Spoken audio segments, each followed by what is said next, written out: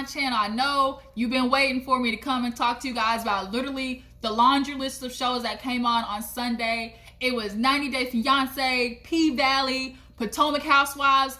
I didn't even know Potomac Housewives had 2 episodes, okay? So now I gotta go and find somewhere to watch episode 2 because I didn't get a chance to DVR it. So yeah, all this shit happened, okay? But nonetheless, I think what I'm gonna start doing is, I think I'm seeing that P-Valley is getting premiered somewhere like on Saturday nights. So I'm gonna try and be able to find it to watch it on Saturday. That way I can just give it to you guys on Sunday. That way I'm not trying to do so many back to back to back, because then I end up doing what I'm doing right now, which is watch everything like back to back and then try to do the reviews and stuff like that. It's a lot, okay?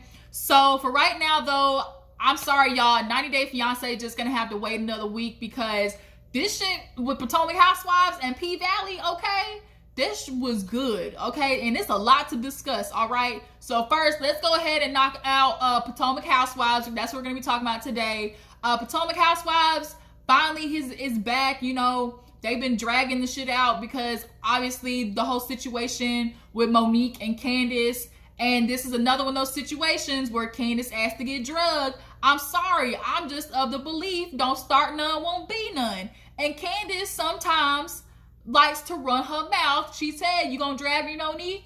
And you should have learned from last season, because last season Monique was pregnant, okay? She was pregnant, but now she's not. She done dropped that little football player off, and now she's with the shits, okay? I think a lot of you guys forget, Monique is clatchet, okay? That hood is up under them bundles of weave, all right? But that's another subject. When that time comes, we're gonna talk about it. But let's go ahead and get into the episode, you guys. Make sure you know to subscribe to my channel, like this video, all that good stuff, okay? You already know what to do.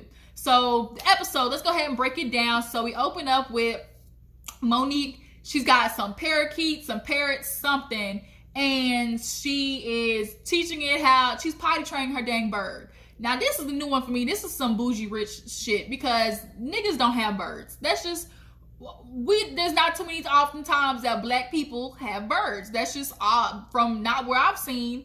It's not a typical black person pet, but okay, you know, when you live in, you know, a high sedity lifestyle, you tend to get exotic animals, more different animals than what we're used to, something with 4 legs and a tail.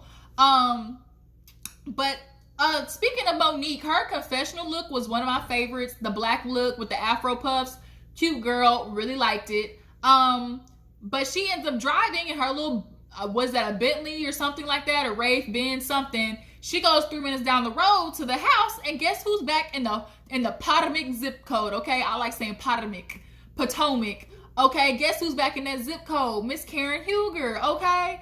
Miss Huger opens up the door. She see that big old chicken on her shoulder. She said, nope, it's going in the cage. It's going in the cage. Don't you do that, Monique. We don't do this. So Monique puts the bird up and stuff like that. And she goes in the house. And of course, we got to do the typical, oh, you know, MTV Cribs, this is where I live. Like, you know, crib style. So they do, like, you know, the flash of the house. You know, the decor was nice. And, you know, it's, as Monique put it, she said, it's cute. You know, I think that'd be good for her and Ray.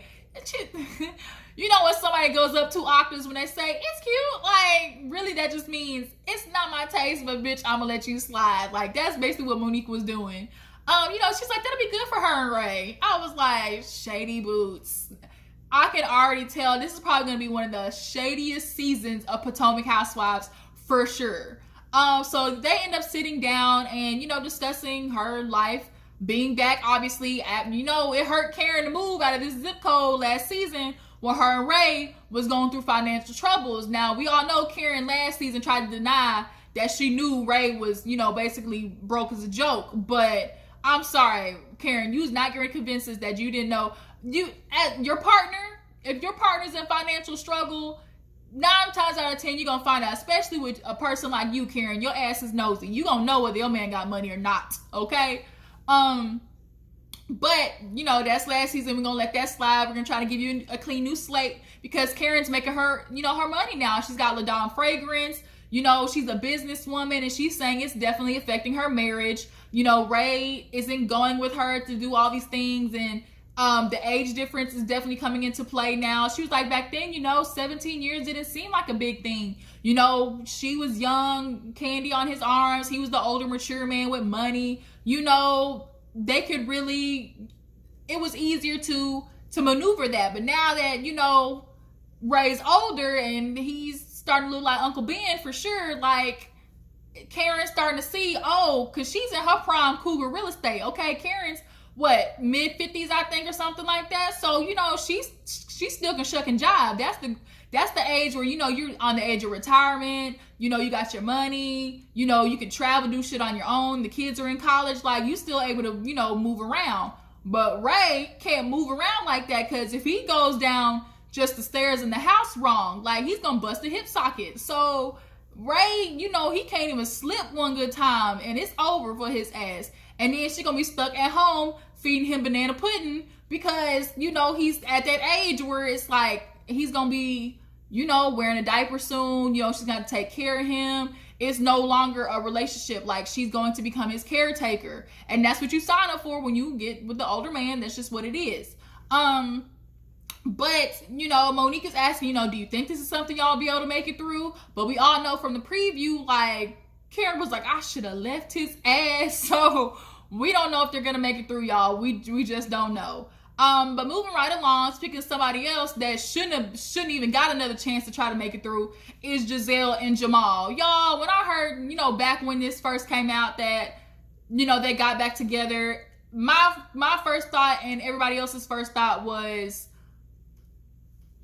this is a storyline, okay? She needed, because what was Gizelle going to talk about had she came back this season? Like, she would have done the typical stuff that she'd done last time, which is involve herself in everybody else's mess. She can't keep doing that. So she brought Jamal right on along. And I mean, sure, we can give them the benefit of the doubt that, they really trying to work this thing out. But it's just really hard for me to believe that somebody like Gizelle, the way she always presents herself, cheater, pumpkin eater, like, for her to take him back, like, really? But the true gag was her daughters, man. Her daughters was spilling all the tea, and that shit was hot, okay? She comes out talking to her daughters. The dad's on the phone. He's trying to say, like, how was school? And, tell me what's going on. And they're just kind of like, all like, yeah, bye, Dad. Like, even Gizelle finally had to be like, okay, like, we're gonna get back to what we were doing. And the vibe, you can tell, is just really off. The girls were not fucking with their dad at all. And, Gizelle, says, like, the girls know what happened. And they are at that age where, they can Google anything. So now they can basically really see the true stuff of what was going on with Jamal, and not just the stuff that Gizelle told her. As a parent, you typically try to sugarcoat everything because you don't want to come off like you're bashing, the other parent. But that oldest one, I think she's done seen it all. I think she, got interested one day, looked, and she knows the true tea. Because she was like, first of all, they were like, it's just y'all. Like, it's like the fifth wheel. Y'all two be together, and it's just us. And if your daughters are already feeling that isolated, and it's supposed to be a family that's, combined, and we're back together, and y'all are thinking of it as this family front, and your girls are already feeling neglected in that sense, like, this shit isn't gonna work. But Gizelle just really kind of just like brushed it off and was like, we're the adults, we know what we're doing. Like, don't you trust your mom? Like, y'all are gonna go along with it, basically. Like, me and your dad are gonna make it work. And I'm just thinking, like, you're not listening to what your daughters are saying. Like, something is wrong here. But Gizelle, I mean, didn't we all hear, like, what, a couple of months ago that he apparently had a baby? She said it was rumors, but I mean, we can only go by past experiences, somebody's history. He like passing that holy water around the congregation, okay? He like passing that little Holy Spirit around, okay? And I guess everybody at the pool bit wanted to taste the holy wine. Them girls was like, yeah, we shocked that she got back with Jamal. Candiace was like, all I can say is wear a condom. I said, shit, she better.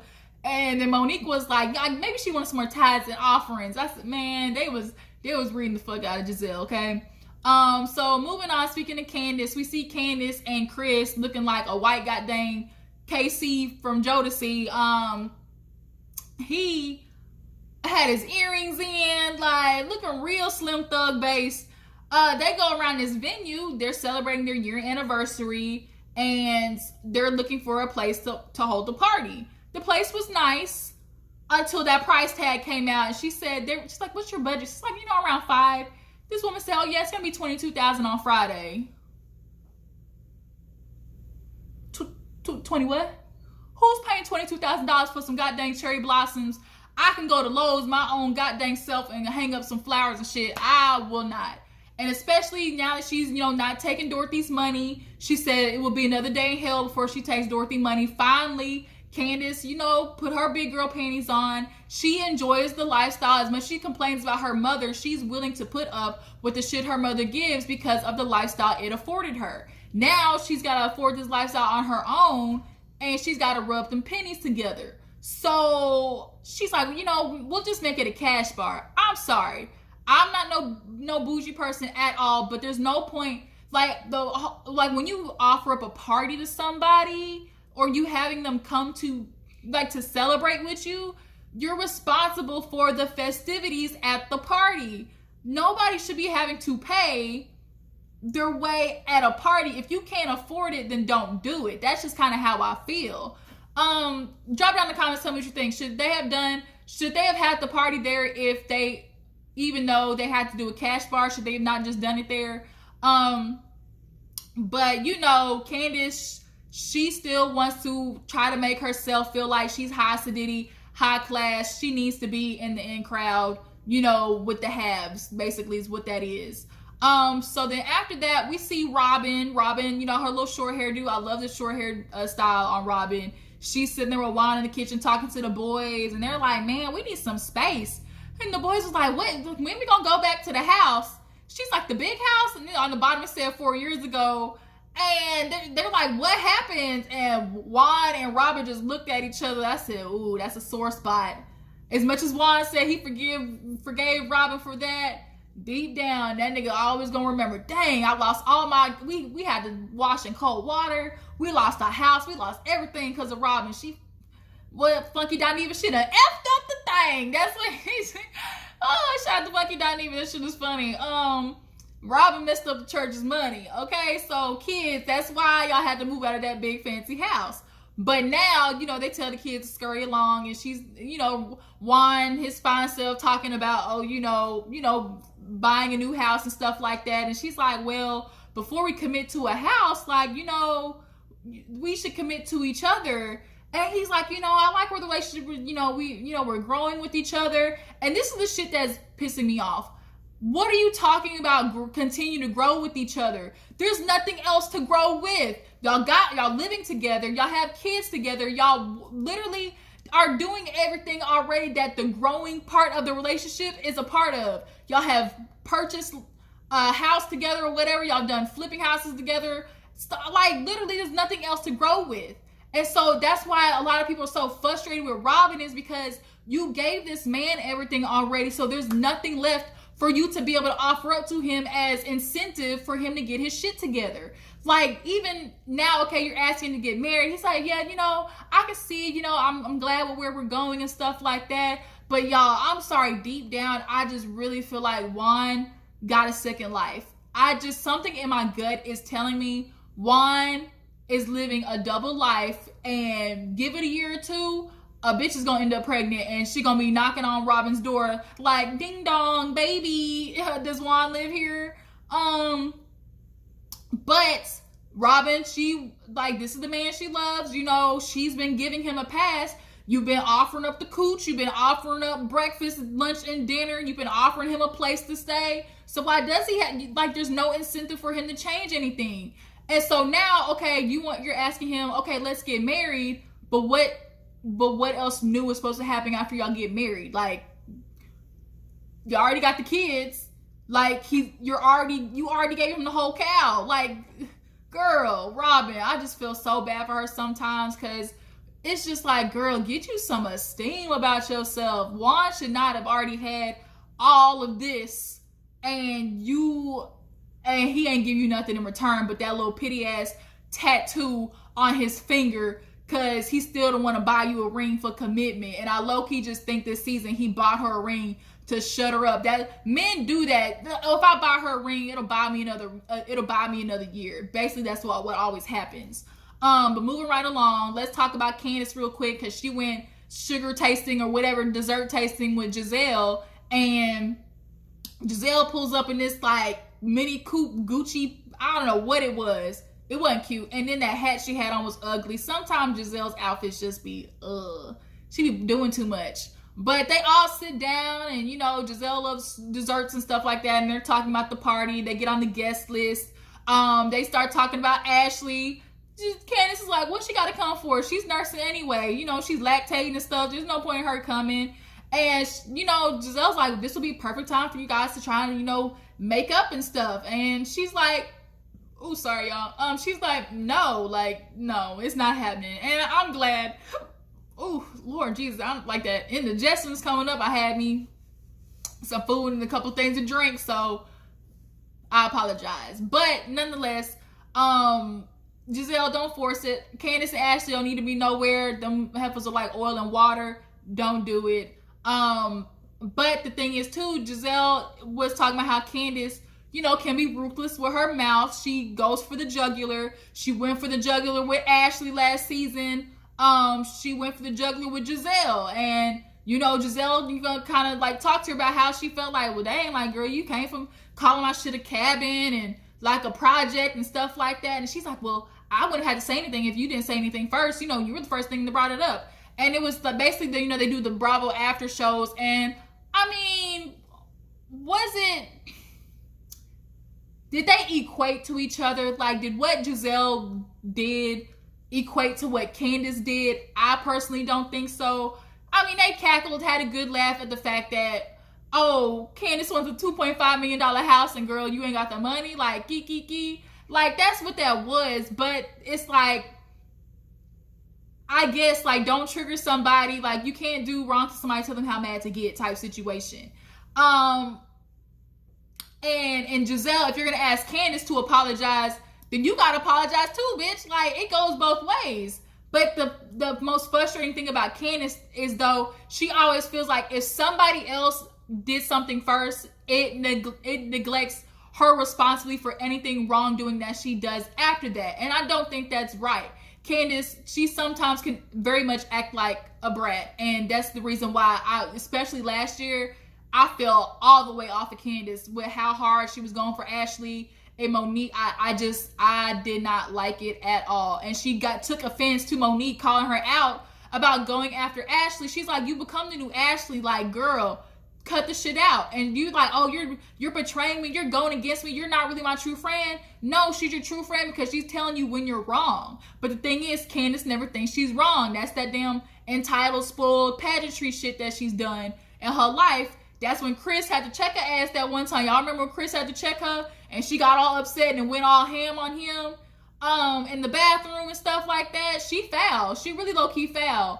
But Gizelle and Candice like, we just gonna draw a pen and then we good. You know, we just gonna let this shit go. So we see a little scene with Monique and Ashley. You know, they're bonding now. They're good. I find it very interesting, you know, how close they are now. And I was watching, I watched Erica Denera's review of it, and she brought up a very valid point that I totally forgot about, which was that whole situation when Michael, remember, was at Monique's house, and they got security footage out the wazoo, and you're telling me there's nothing of Michael grabbing that man's ass, and because it was in the basement. She's like, we don't have footage we don't have cameras in the basement. Girl, that's a straight up bull. Okay, Monique, you got cameras everywhere in that house. So the fact that they're super close now, I'm wondering if they pay them off. Like, what happened? Okay, or either this is like, I'm gonna scratch your back, you scratch mine situation. But you know, Erica just brought up a very, you know, valid point to think about. But you know, she's talking about, you know, Candice's thing, because her and Monique and Candice at this point are still okay. But Ashley's like, yeah, I'm okay not going. You know, Ashley and Monique, they're bonding too because, you know, they're on this holistic route. They're the natural mommies and stuff like that or whatever. And so they bond over that as well. But Ashley has talked about, I'm ready to get back to, interacting with adults and stuff. She's kind of made herself like in this cocoon of her home. But you got to get back out there. I mean, I don't know how much out there you want to get, because you're going to start hearing more shit about you and Michael. His old dusty white behind still out there lying around and making you look stupid after you done defended this man. And it's proof of what he be out there doing. That just, I just tell you, Michael, that's that old white man entitlement shit. I'm going to do whatever, because at the end of the day, my wife's going to, I can still do it, even though I've been caught, even though what I'm doing is wrong and it's going to make my wife look stupid, I'm going to keep doing it. And that's basically what Michael's point is. And he feels like he can do that because he holds the pocketbook. Ashley, where's she going to go? I hold all the coins, okay? Now, Ashley done did herself a favor by giving her a little insurance policy with that baby that look just, y'all can't tell me, that baby is Michael, okay? That baby got an old man face. It's just crazy. But yeah, nonetheless, Ashley's like, yeah, I don't need to go. Candice is disgusting. Apparently she tweeted a whole bunch of messy stuff while she was literally in labor, And that's the shit I'm talking about with Candice. It's like, sometimes you're pushing it. And a lot of people, I did read this one tweet on Twitter where some people kind of feel like Candice is starting to take the Kenya Moore route. Like, the way Kenya, came on to Housewives of Atlanta and really just went hard in the paint. Candice is kind of doing that. And we see what kind of issues Kenya done brought on and how that make her look like, Candice, I don't think you want that fire. But we finally get to the day of Candice's party and stuff like that. It's diamond and denims. Everybody's showing up. We see Charisse there. I guess, is she gonna be a friend of the show, or is she just gonna pop in and out? Karen showed up looking real nice. I love the dress that Candice had on, but them boots was not it. That was not the right denim to go with that dress. It just wasn't. Dorothy comes. She already talking about where the bar at. I'm be like, oh shit, she gonna try to get turned. Monique comes. Yeah, everybody's there. We get introduced to Wendy. Wendy and Candice, obviously, I guess that's who she's coming in from. Her and Monique, interact, and she's like, what are you? She's like, Nigerian. She's like, girl, I'm 35% Nigerian too. Like, they had a moment because their babies were the same exact, age range, and the camera was messy panning over to Candice. You could tell Candice wasn't liking the fact that they just hit it off like that, and I think that maybe that's going to become another issue for them down the line. But Charisse shows up, and we all know Monique and Charisse. Is it Shanice or Charisse? I think it's Charisse. Because of that whole mix-up with when that woman came on, Greg's, the one that was dating Gizelle, she was his ex or something like that, and they tried to bring her around to piss Gizelle off, and they both were trying to, blame each other for who had the idea and stuff like that, so that's why they're beefing. But Monique said that she was spreading some rumors or something like that. But moving along, Robyn shows up late. Girl, why you always showing up last? The outfit was cute, but bitch, you ain't got no hair. Like, what are you taking so long for? They end up going outside, Candice and Gizelle. She's like, I want to talk to you outside real quick. And she's like, I'm just kind of feeling like there's a little bit of tension, the way things kind of went left at the bakery shop. And Giselle's like, there's no problem. Like, Candice, we're fine. She's like, are you sure? Like, I feel like there's a problem. I'm like, oh shit, here Candice go, trying to make a moment.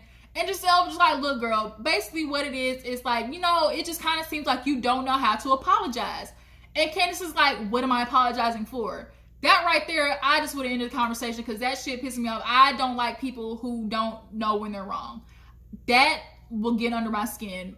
That and trying to play on my intelligence should get some under my skin. That's why Candice is literally already on my off book, on my get rid of book before the season even starts, okay? But the rest of the girls come walking out there. Monique started asking her, Gizelle, about Jamal. Wendy actually ends up knowing Jamal because they did a couple of church things together. I said, oh shit, like how good does she really know Jamal? Giselle's like, why do these bitches keep asking me about Jamal? Where Big Boy at? Where so-and-so at? And it was like, oh hell. She know Monique and Gizelle, that's gonna be a thing too. But they go back in, there's a speech. Candice asked a couple of people, her mom and Karen, to talk about, marriage parting words. I'm sorry, Candice, this was only a year. anniversary. Like, you spent way too much damn money for a year. Y'all should have did this shit at 10 years, not a year. Girl, a year anniversary, you could have had that shit in the backyard. Saved you way more money. Chris goddamn got a culinary license. He could have ordered some people come over, cook and all that type of shit. Girl, But Karen starts talking about her and Ray more than she talking about Chris and Candice. So I'm like, oh snap, this is a prelude. She talking about how her and Ray had to figure out each other again. And, you know, they've been through the trenches. You know, it's going to be hard, da-da-da-da. Then Miss Dorothy come up. She clearly had a couple more cocktails. She's like, oh, you know, I've been married for 35 years. I said, she really been married for 35 years? But the way she acting, like, I couldn't be with a woman like that for 35 years. Like, no. But she's like, that's after, is this like husband number 2 that she with for 35 years? So I guess she feel like, you know, I guess. And other women kind of feel salty about it. But it's like, ain't none of y'all married. Ain't none of y'all with a nigga. So, like, y'all can't give no advice. But in the midst of the speech, you know, things start kind of veering off when we start hearing the fighting between Monique and Candice, and it's like, oh shit, it's about to get on and popping, y'all. And that's where the episode ends. I'm super excited for this season, y'all. So tell me what you thought about this episode. How do you feel about the ladies' confessional looks? I'm sorry, I didn't fuck with Karen's confessional look with that like dusty wig at the top, like shaggy look with the orange tangerine dream dress. Like, I don't know, did she want to look like a creamsicle pop? I don't know what it was. Candice with the braid didn't really vibe with it. Gizelle's always hit or miss. Robyn looked good though. Robyn, you know, you can tell she's been getting some coin. Like I said, like you can tell money's been hitting her pocket because she's figuring it out. But y'all, this season's gonna be super good. There's an episode 2, so I'm gonna try to get that done. Watch episode 2 and, you know, get back to that. But P-Valley's up next, so y'all stay tuned for that. Appreciate you for tuning in. Make sure you like this video, subscribe to my channel, and I'll check all you guys in the next video. Deuces.